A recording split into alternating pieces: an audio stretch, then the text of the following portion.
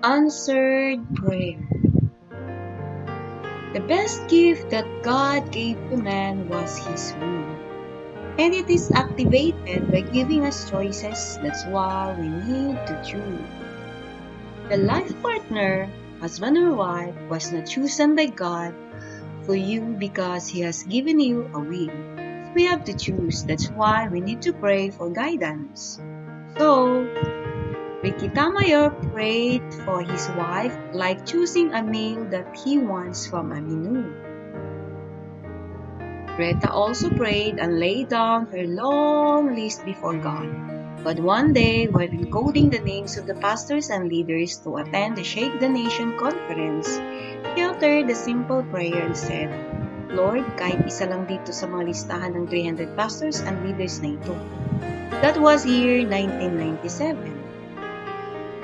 Does God really answer if we pray specifically or if we lay down a long list before Him? Let's see what happened. Ricky and Rita's first meeting was in Colossi and Ricky. That was October 1998. After the first meeting, Ricky sent a love letter but he was rejected. But Ricky was persistent. What did he do? A date was arranged after a year. But it was not just a first date. Something unusual happened. Why? Because Ricky proposed for a marriage that was in Rakshas Woodland, in Gimbal, and Ilo. And finally, they got married in July 19, 2001. 2 years after the proposal, the wedding was held in Avelia Plaza Hotel, Coronadal, South Cotabato. They were happy and excited because God answered their prayers, believing that the man and woman in their dreams had been fulfilled. But they were shocked. Why? Ricky's dream girl in his mind was completely opposite with the girl he had married. Same true with Greta. The man in her mind was completely opposite with this person she was married to.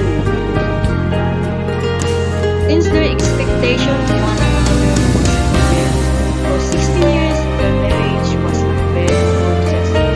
But this was third and business. It was 16 years of sweet and sour, roller coaster, living like cats and dogs. But something happened on their 7th year. They both understood their purpose in life.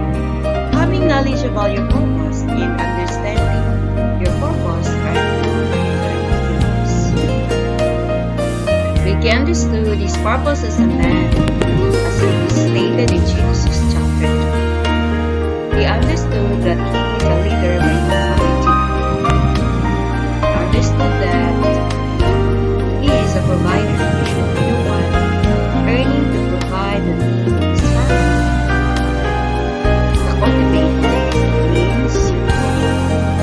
Whatever God has entrusted to him, he needs to improve it or develop it. Means he needs to help her wife to become the woman of dream. Take note, help, not force, but help her wife to become the woman of dream. He is a protector. He needs to protect his wife and his family. He must also be a teacher because he needs to teach his family about the laws and principles of life, which is the Word of God. That's the purpose of man. And most of all, Ricky needs to have a vision. He understood that his wife is not a helper in the house, but helper in fulfilling his vision. Repeat, your wife is not a helper in the house, but helper in fulfilling your vision. Greta also understood. Rika was able to understand her purpose as a woman. A woman is a helper. It means helpmate. She will help her husband fulfill his vision. That's why a woman is fully loaded, because she needed to help her husband in fulfilling the vision. A woman is also a leader, and she leads by influence. So, a man leads by authority, and a woman leads by influence. She also understood that she is an incubator, producer, encourager, nurturer, prophetess, and a receiver. Finally, after 17 years of marriage, the man and woman of their dreams had been fulfilled. Truly, their prayers was answered. Their marriage became a bed of roses.